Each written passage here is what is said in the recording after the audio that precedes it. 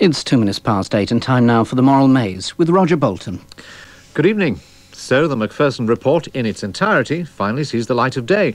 It either marks a watershed, as the Home Secretary believes, or only scratches the surface, which is the view of Mrs. Lawrence. Much we knew already. Much we still need time to absorb. Since the well-publicised leaks at the weekend, commentators and experts have had a field day, pontificating on all things racist, agonising over institutional and personal racism, fearing an explosion of political correctness, and even a new McCarthyism, pleading that racial justice should prove to be so much more than a branch of political correctness, breastbeating over race demons that supposedly need exorcising, and pointing accusing fingers at, among other things, the new definitions of racism, institutionalised thought crime, and even the alleged burgeoning of the race industry. All these things are important, and we want them to come under the moral microscope tonight. But behind them all lies a more basic question. There is widespread and energetic talk of racial justice. But what exactly is racial justice? And once defined, is it desirable or plausible? Our Moral Maze, live this evening, with our regular panel, Janet Daley of The Telegraph, the constitutional historian, Dr. David Starkey, Professor of Journalism, Ian Hargreaves, and Dr. David Cook, medical ethicist from Green College, Oxford. Before we call witnesses for them to grill, a few thoughts of their own. Janet Daley. Well, the definition of racism seems to me to have changed from meaning the malign behaviour of a benighted section of the population to something more like a form of original sin, a ubiquitous, universal attitude of which we're all guilty until proven innocent and which must be forcibly purged from the consciousness of everyone.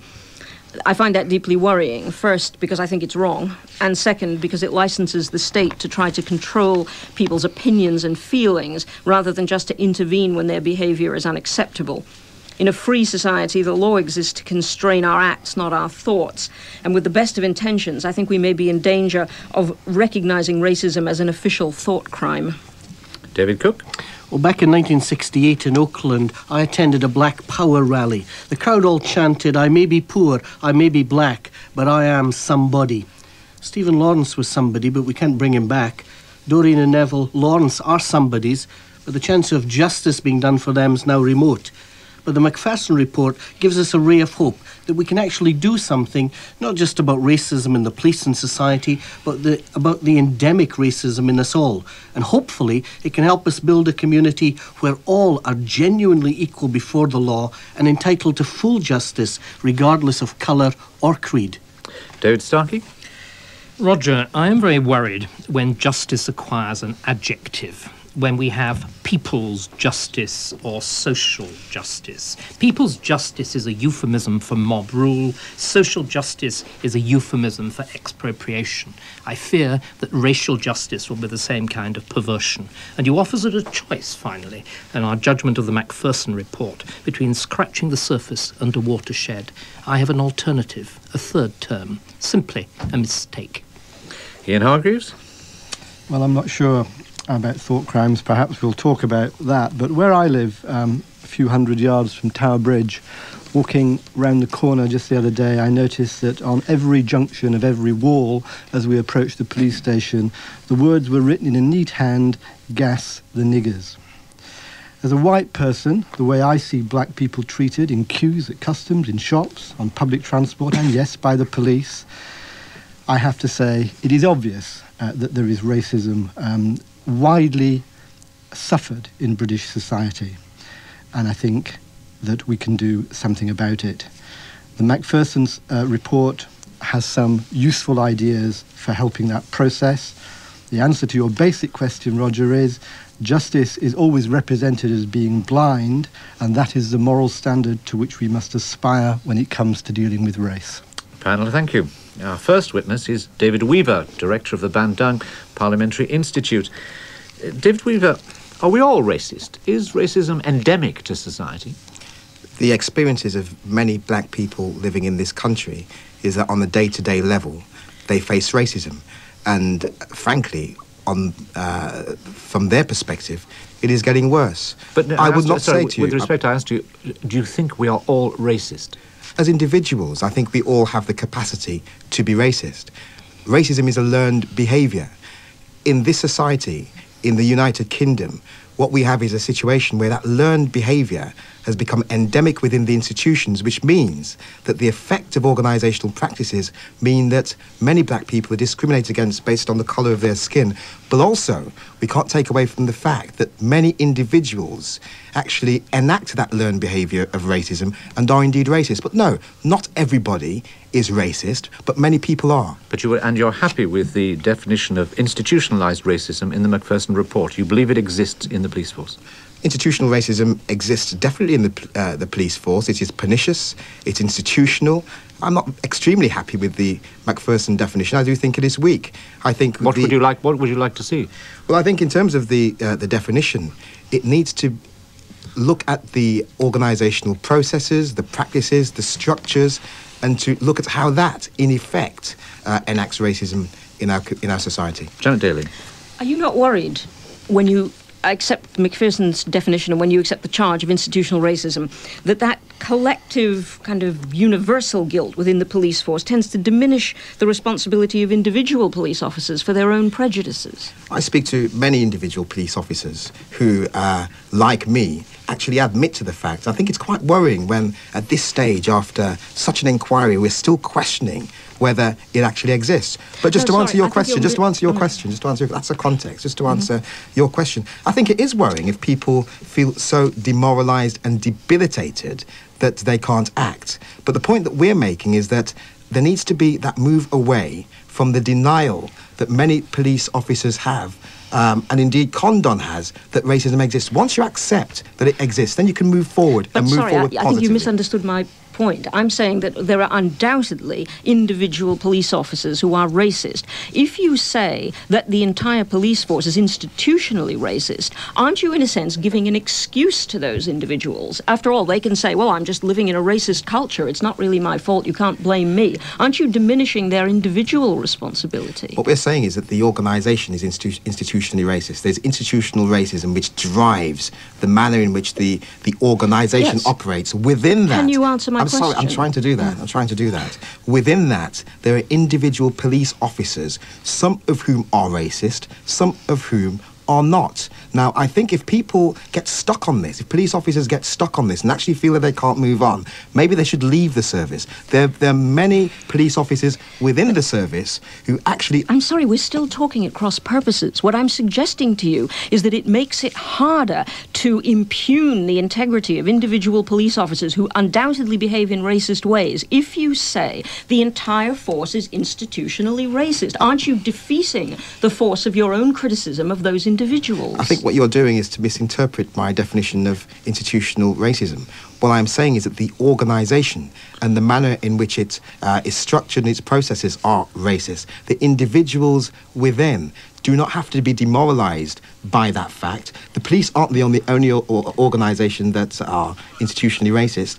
You have many other organisations with individuals within. Can I just put one question to you? Do you believe that people who join the police force are made racist by the institution or are racist before they join and just continue to be racist within it? I think there's a combination of both. I think there are individuals who are well-meaning within the police force who, because of the processes, because of the practice, actually behave in a racist manner. You only have to speak to the Black Police Association and to the chair of the Black Police Association, who himself said that black police officers sometimes, because of the nature of the organisation, is institutional racism, themselves act in effect in a racist manner because of the organisation. Exactly. So don't you see that what you're doing is providing them with an excuse for that kind of behaviour by accepting the notion that the whole institution is racist?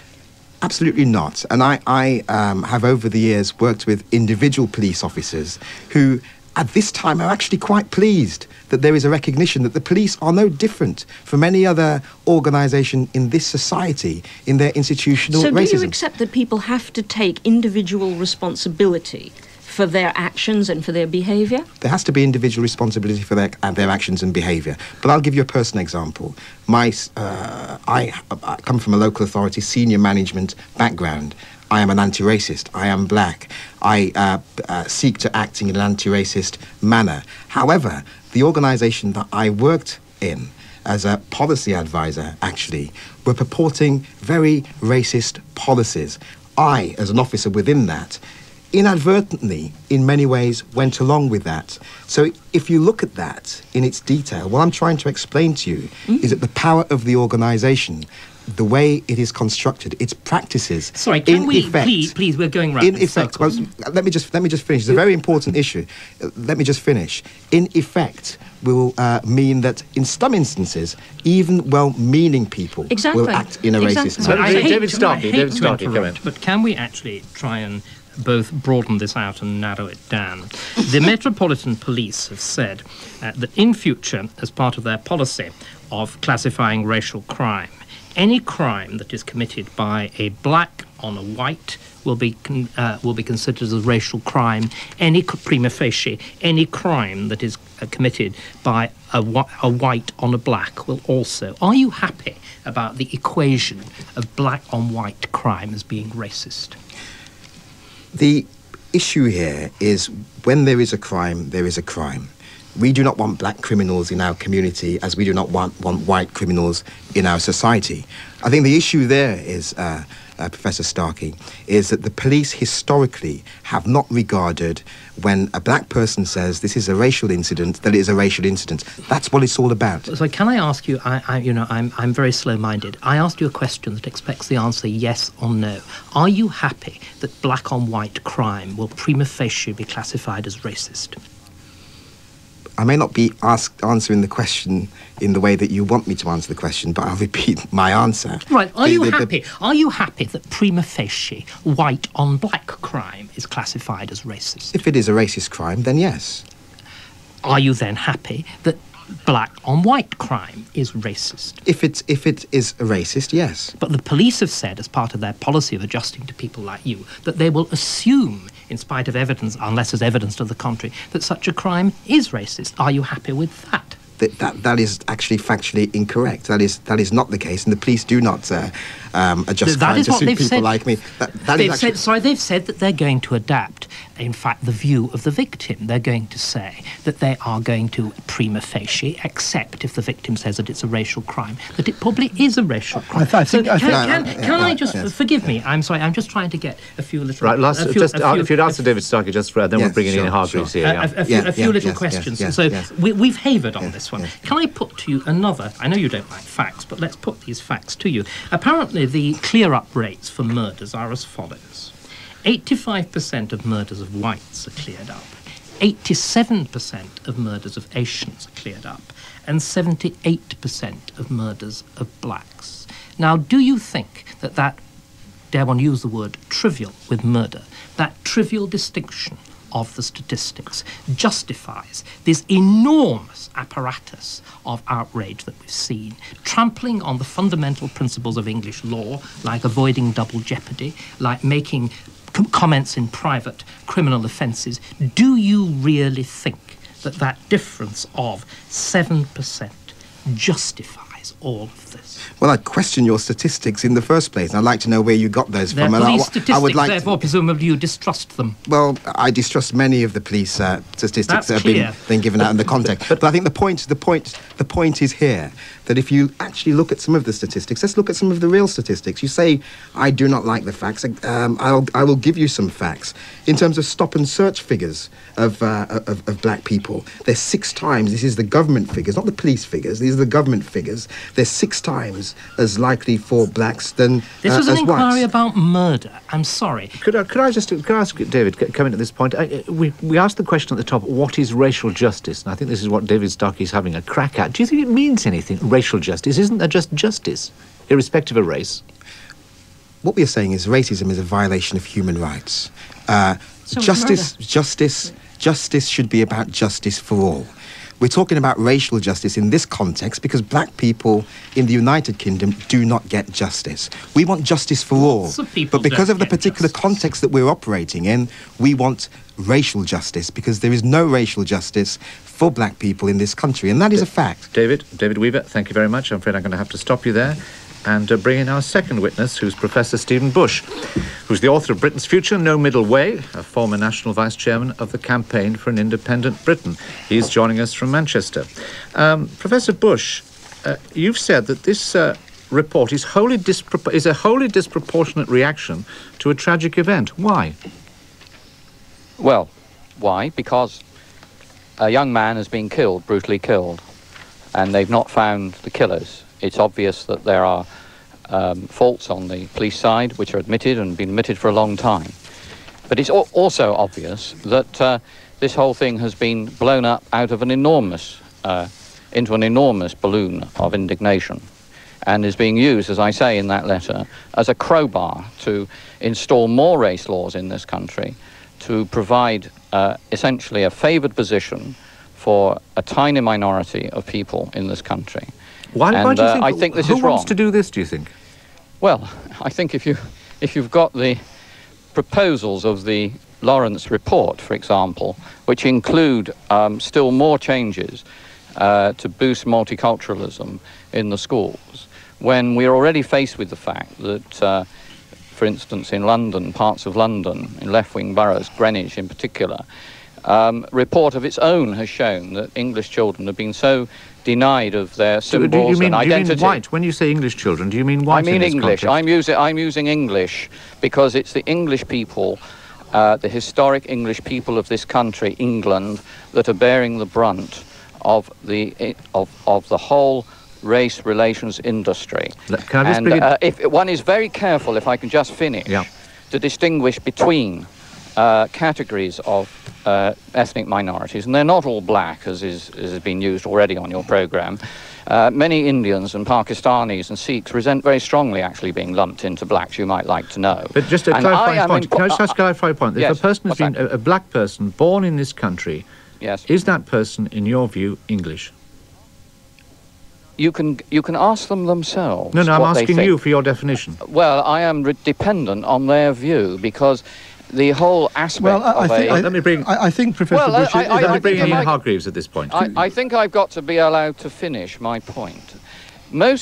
In my experience, most immigrant ethnic minority people regard themselves as British.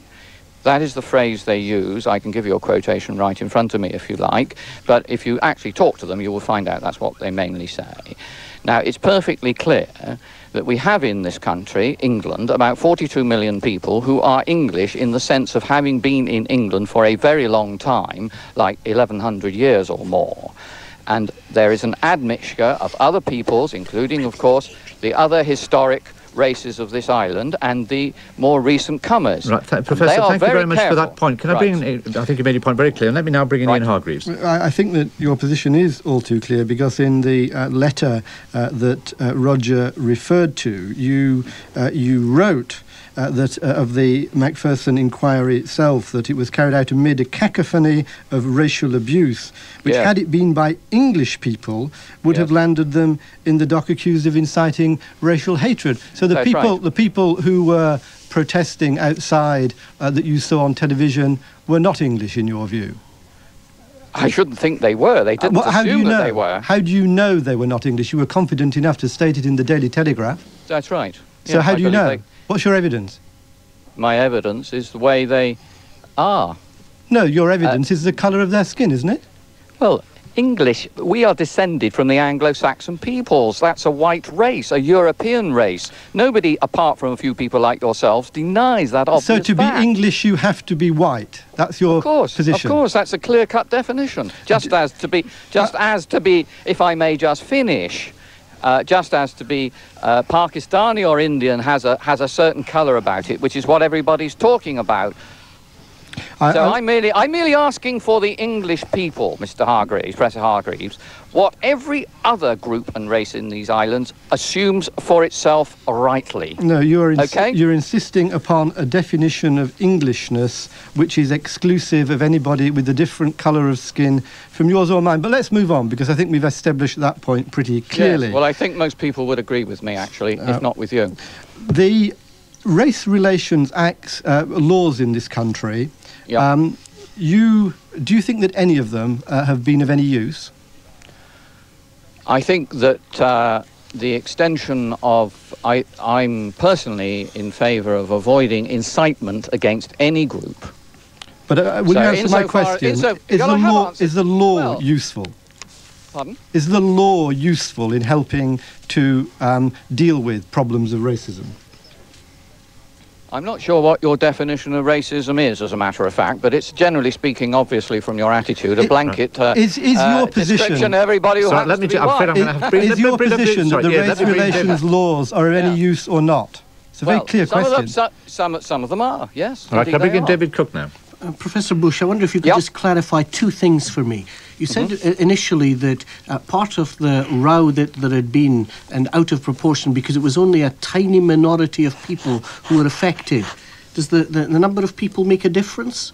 I think so, yes, indeed. I think it's very important that you lift your eyes from the immediate events for which the Macpherson report is directed, was formally directed, but has in fact vastly exceeded its remit, to comparing countries. We live in a practical world. You have to see what goes on in other countries. But do we not just want to look at our own country, England in your case, or Scotland in mine? And wouldn't you say that people, if there's one person who is treated unjustly, then that's one too many? I think that's a ridiculous idealism. You can't run the world that way. You have to act in the interest, broadly speaking, of the majority. So there is no reason then to deal. No, let me finish. When a mistake occurs, as it does, without race being present, I have to say, there are any number of legal mistakes. You do your best to correct it. But if you set out on the path of saying that race is the unique crime, which is really, in a sense, what you're trying to do, then I repudiate that. You said in your letter that there was a difference historically, the way that our fathers and our grandfathers had dealt with what you called real institutional racism over and against what people are today calling institutionalized racism. Could you explain the difference to me, please? Yes, I could. Institutional racism is when you have the institutions of the state which are overtly racist. The obvious example is Nazi Germany and the apartheid regime in South Africa. And what you're doing is scratching on the fair face of race relations. I deny entirely the remarks made earlier in this programme. So why did the police accept institutionalised racism then? Pardon? Why did Paul Condon accept that phrase today then? Well, you ask Paul Condon. You ask him, not me. Well, Professor Stephen Bush, thank you very much for joining us. We're now joined from John Kay, who's in our Nottingham studio. John Kay is from the Association of Chief Probation Officers and co-author of From Murmur to Murder, Working with Racially Motivated and Racist Offenders. John Kay, I think you believe this is a seminal, or could be anyway, seminal world-changing event. Other people, as we've heard, think it's simply political correctness. And even Mrs. Lawrence doesn't think it amounts to much. She says it only scratches the surface. So how important is it? Potentially it's very important. I wouldn't call it a world-changing event. My horizons are rather more narrow than that. But I think it provides an opportunity for the criminal justice system, the world that I work in, to examine its performance in the light of this gross injustice to the Lawrence family, and to look at how we have all failed to tackle the visible racist outcomes of our work over the last few years. David Starkey. I'm interested in, obviously, continuing, in a sense, with you, the conversation that I had with our first witness on just how, as it were, colour-blind our views of racism actually are, and where the kind of policies that you're describing, or rather endorsing, may actually lead our traditional views of English law. Are you, for example, happy with what I understand to be one of the proposals of the Macpherson report, that it should be an offence to express racist opinions in private? I haven't read the Macpherson report, but I would certainly be interested in that as an issue.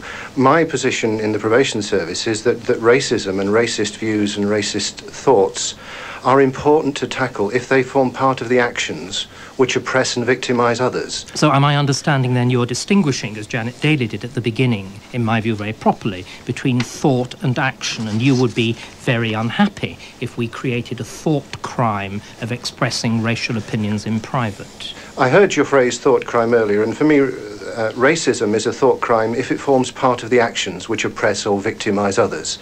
And as can words in private oppress or victimise others? If they inform the actions that follow, yes, they can. But sorry, forgive me, the crime that was being proposed had nothing to do with subsequent action. It was simply to cover the special case of those boys who expressed racist views in private, and the proposal was to criminalise them. Are you, as a probation officer, as a kind of officer of English law, happy with that view?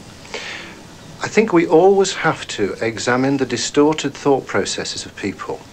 We've learned this with dealing with sex offenders in the probation service because they go on to inform actions. So insofar as managing or prosecuting people's thought processes is geared at preventing criminal actions, then it is something that is worth considering positively.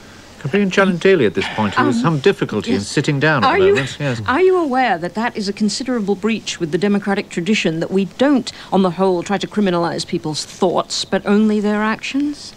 But if their thoughts inform their actions, indeed control and determine their actions, then surely it's worthwhile examining processes for trying to police and regulate their actions. You regulate their actions, but you say examine their thoughts. You seem to be suggesting that we should regulate their thoughts, that we should control their thoughts, that we should be able to interfere in some way with their thoughts if those thoughts are likely to conduce to the actions of which you disapprove. That's an extraordinarily totalitarian measure. It's not that they're actions of which I disapprove, it's their actions of which the law disapproves and makes unlawful. Forgive me, I don't think any of us, of course, disagree with the fact that a racial crime, punching somebody, murdering somebody, should be punished with absolute savagery. But can I put another point to you? Would it, in your view, be proper for someone like our last witness to say that he passionately disapproves of multiculturalism, that he deeply dislikes the fact that our white population has been, and he may use all sorts of words here, from dilute to contaminated by blacks? Should it be legal to make a statement like that? That would depend if it goes on to inform his actions. So it's only, in other words, this is, you seem to me to be going round in a great many circles. If I simply express that as an opinion, you would think that freedom of speech should protect that opinion. If it's spoken in private, if it doesn't inform his own actions or anybody else's actions, then I don't think it can be a cause for prosecution. But I haven't seen the Lawrence Inquiry recommendations to fully understand the argument you're trying to draw me into. John Kay, could I just come in at this point and ask you whether you think racism is unique in this way? What about homophobia? What about sexism in other forms? Is it only racism that you're concerned about? Does this have a unique position? No, it doesn't. We're concerned about the whole of what one might call hate-based crime. Isn't murder generally hate-based? I mean, what if you kill somebody because he's run off with your wife, or because you feel he's cheated you? I mean, usually we hate people before we kill them, don't we? That's where murder is directed personally against a victim rather than directed randomly against a victim because of their sexual orientation, their gender, or their colour. So you think it's worse to kill someone because you hate him for his race or his gender or his sexual preference rather than a personal hate? If I just hate somebody personally, then I kill them. That's not as bad as killing somebody randomly because of their colour. No, I don't think it's worse. I just think it's different. David, can we look at the way in which we would respond? Jack Straw seems to be suggesting that the answer is the national curriculum. Let's change how people are educated. That will change their behaviour and their attitudes. Is that going to be good enough? It's going to be slow, but I think there has to be an approach in those directions. We have a colonial heritage which has been based on assumptions about white superiority and black inferiority. That invades the whole of our culture, and certainly education and all the institutions of society which inform opinion have to gradually turn that tide back. And how do we change people's attitude? Because that seems the fundamental thing that's concerning you. Well, this is something probation services and probation officers do all the time. We know that criminal actions are usually informed by some sort of distorted thought processes within the individual offender. So there is a proper thought process which you are going to inflict on people then, is that right? Not going to inflict on people. We are going to work with people, as we already do with sex offenders, to get them to understand how the thought processes they have contribute to victimising and hurting other people. That's what Janet Daley. Can I ask you, as a probation officer, you obviously work extensively with the police. Do you feel that if the police are labelled institutionally racist, what effect is that likely to have on their ability to enforce the law in ethnic minority communities? Are they more or less likely to intervene in incidents involving ethnic minority people? I certainly hope that the fallout from the Lawrence Inquiry doesn't make the police more defensive and less outward-looking. But isn't it likely to, in fact? I think there is a risk of that, and certainly there's a risk that the media attention to it will produce that effect. But my own direct experiences of the Metropolitan Police and the Association of Chief Police Officers is there are some very courageous people trying to keep the police open to hearing the concerns of the communities they are policing and to keep going at the notion of policing by consent. All right, Ian Hargreaves, the last word with John Kay. Can you help us with this issue of institutions? You work within an institution. Are there things that can be done at the institutional level that will help individuals behave in a less racist fashion? Because Janet seems to be in great doubt about that. It doesn't seem very puzzling to me. Certainly the earlier part of the discussion seemed to me to pose individual racism and institutional racism as two separate issues. To me, they both exist. And they both probably exist in most white individuals and most institutions. Only white ones? They reinforce each other. Only white ones? That's the predominant experience of racism in this society. Can I just put to you then what your view would be on, for example, the Nation of Islam and Louis Farrakhan, the founder of it? Do you actually think that his followers should now be prosecuted because they openly attack Jews as part of an anti-black conspiracy? They are passionately homophobic? Or does racial justice mean turning a blind eye to black crime? No, it certainly doesn't mean turning a blind eye. My definition of my concentration on white on black race crime is the predominant focus of it in the UK. That doesn't deny that there are other forms of crime which are informed by racist attitudes. They must be equally subject to the full application of the law and indeed the full application of the skills and resources of the probation service. I'm delighted to hear it. John Kay, thank you very much indeed for joining us. And I'm now joined by Michael Gove of The Times, who probably hasn't heard an earlier part of this discussion. Thank you very much indeed for coming onto the programme and helping us with a whole, Michael. Not at all. It's very kind of you. Now, what I want to get at the beginning here is the extent to which this is a watershed. Do you believe it will be that there is a perception in all parts of Parliament and elsewhere that almost a re-education of this country is required? It's certainly been a dramatic moment. I mean, I think that the television coverage today, following on from the dramatisation of the events leading up to Stephen's murder and the dramatisation of the events at the inquiry, have lent a very strange air to this report. And one of the consequences of the way in which the report has been presented and reported has been, I think, to still criticism. I think that the use of a portentous phrase like watershed is an attempt to pay some tribute to the dignity and suffering of the Lawrence family, but I also feel that it's an attempt to close down the quibbles of those like myself who, for I think the best liberal principles, object to some of the changes in the law which are being advanced and argued for by people whose agenda extends well beyond improving our criminal justice system. What dangers are you thinking of? I mean, people have talked about political correctness and new McCarthyism. Do you think there's a possibility of that? Yes, I do. I think that discussion of race in Britain can often be neurotic, and that the logical defence of our criminal justice system, which we would mount in other cases, becomes increasingly difficult. I'm thinking particularly in this report of the suggestion that the use of racist language, even in private, could be criminalised. I'm also thinking of the suggestion that our cherished principle of double jeopardy, that an individual cannot be tried twice for the same crime, should be abandoned.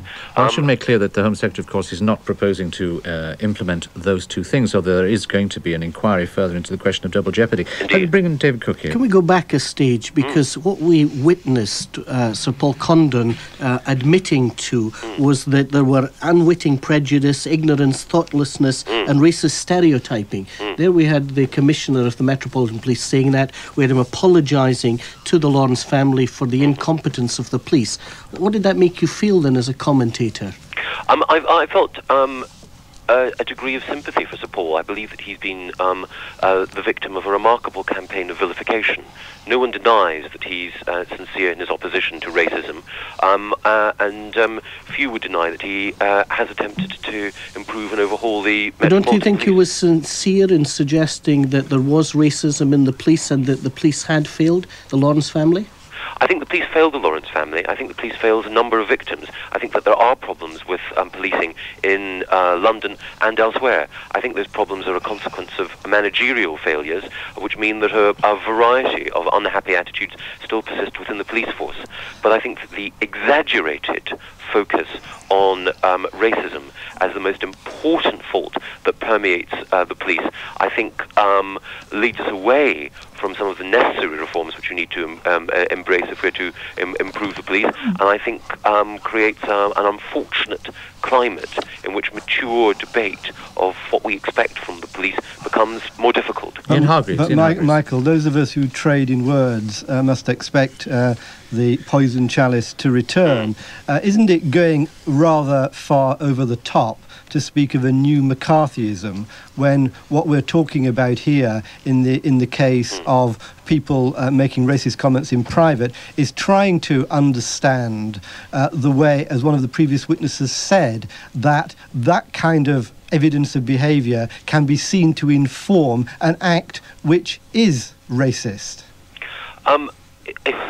It's certainly the case that if people, that one might expect that those who are responsible for committing racist crimes and racist murders express racist attitudes in private. But I think it's vitally important, as a liberal principle of criminal justice, and I believe this point was made earlier by Janet Daley, that one distinguishes between thoughts, however offensive, and actions which must be punished. I think that to begin to make windows into individual souls and to judge them on the basis of their thoughts or their expressed attitudes is deeply dangerous. But if we were talking here about a drug gang or something, and they were videoed in private talking about their criminal activities, this private conversation would be relevant to the prosecution of the crime, wouldn't it? Why is the example of race different?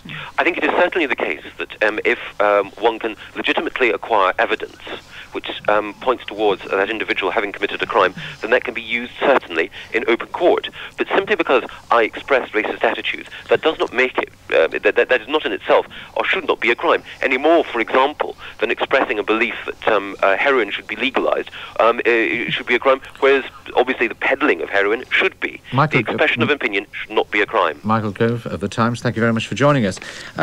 Ian Hargreaves, do you think that to some extent what we witnessed today is a media event rather than a political event, that people are having to go through the motions because of a sort of embarrassment, but people on the whole feel that actually we live in a society now which is much less racist than it was, and it's only the peculiar case of the Lawrences, some people would argue, that has brought this to the fore? No, I don't think that that's true at all. I think that the Stephen Lawrence affair is momentous precisely because we thought with some evidence that race relations in this country have been improving. They have been improving, but in spite of that, these terrible things can happen. Not just this one event, but many others. And I think that those who are trying to talk down this now and trying to turn it into a discussion about thought crime are really hair-splitting to a point where they're simply wanting to change the subject. Nobody thinks that it should be a crime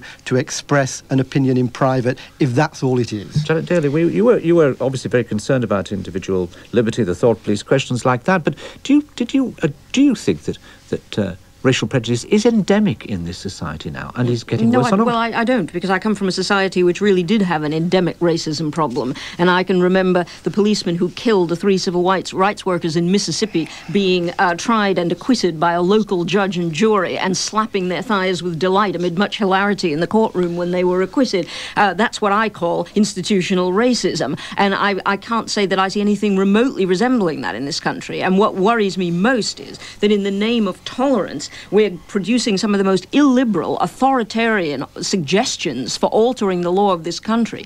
We're talking about, we've heard the... For example, lead Janet, officer... what is a specific suggestion? Let me finish. We've had double jeopardy. And we've had the lead officer for the Association of Chief Probation Officers on this programme talking in the most chilling terms about mind control. I'm just waiting for electrotherapy to come through. It's shock treatment.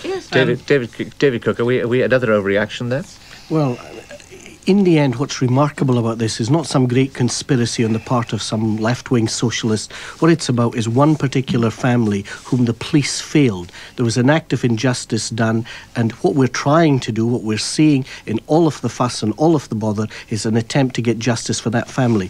And when we have witnesses who suggest that because it's a minority of people, that makes it all right, and that trying to prevent one act of injustice, well, that's idealism. Well, I don't want to live in that kind of society, and I'm glad I'm a Scot and not English. But and then I think, of course, if you were a Scot, you'd have the great good fortune, like Sir William Macpherson, that there would be very few black people there, that you could go to the new club in Edinburgh, which he belongs to, and he would not find a black face, and you can pontificate. You've obviously never been in Edinburgh and Glasgow. I'm not sure that any of us can take the moral high ground against those who pontificate for a living, can we? No, but I think what we should try to do is to exercise imagination. The Home Secretary completely hashed the moment of the publication of this report because he was panicked.